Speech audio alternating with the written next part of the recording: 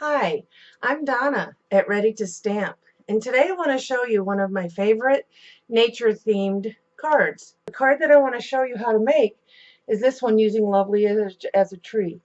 And so are you ready to stamp? Okay, so what we're going to do is I have a piece of cardstock, crumb cake cardstock, right here that is 4 by 5 1/4. And I'm going to use, first thing I'm going to use is some post-it notes because I want to make the moon over here.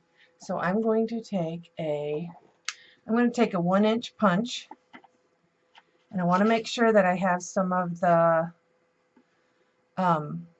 sticky part of the post-it note right in the hole that I used. And I was wrong. We're going to use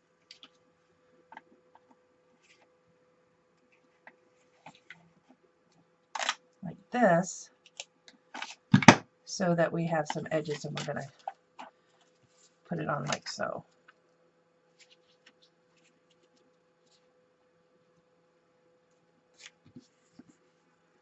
So I'm going to take a little sponge. You know, our sponges come in a circle, and so I just cut it down into 6 little wedges. So all I'm going to do, that's it. I'm just going to rub it just like that. Okay? That's going to give us our moon. Now what I'm going to do, oh, don't know why I closed that, because I need that. So I'm going to take the tree, the row of trees, and the large tree, the large pine tree. And what I'm going to do is I'm going to get this all stamped with the white. Remember, you don't want to push on it too hard. So I'm going to take the tree and I'm going to stamp it down here like this. And I'm going to do it again because I want it to look like there's a forest. But I'm going to offset it a little bit.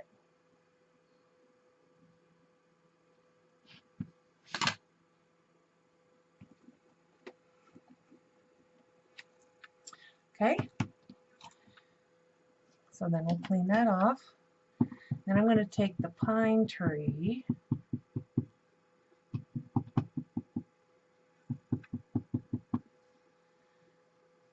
and I'm just going to stamp it right over here onto the side. Give it a little bit more dimension. So there you go. You can see how that is. Kind of looks like the forest. So then I'm going to take my sponge again and I'm going to add some white to the edge. All you're going to do is you're going to hold on to it. You don't want to touch any of the white because it's not dry yet. So you're just going to touch it like this, hold it, dip your sponge into the ink pad, and then just rub it against the edge.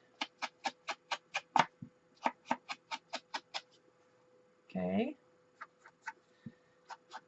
And that just kind of adds a little bit of something, a shadow around the edge of it. So carefully I'm going to turn it over because it's not completely dry yet. And I'm going to use dimensionals. You can tell that my dimensionals are just about gone. So I'm just going to cut some for the edges here.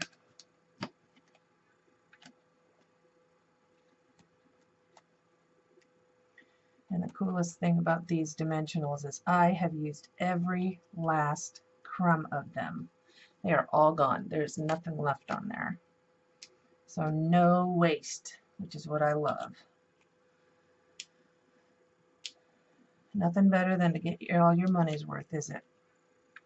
So then you're just going to take the sticky back off of it, lift it up.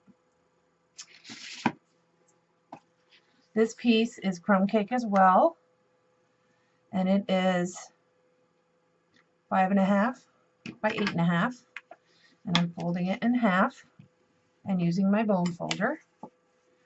And then all we're going to do is we're going to just center this onto the folded card, and it is finished. What do you think? Here's this one as well, the one I did first. And with this one, the first one that I did, I added a little bit of iridescent ice over top of the white, and it just kind of added a glimmer, because for this one it was done in winter. This one is just, I didn't do it for the winter. So hopefully you enjoyed that.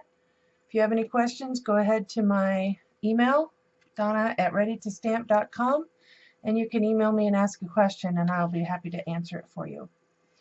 Thank you for stopping by, and happy creating.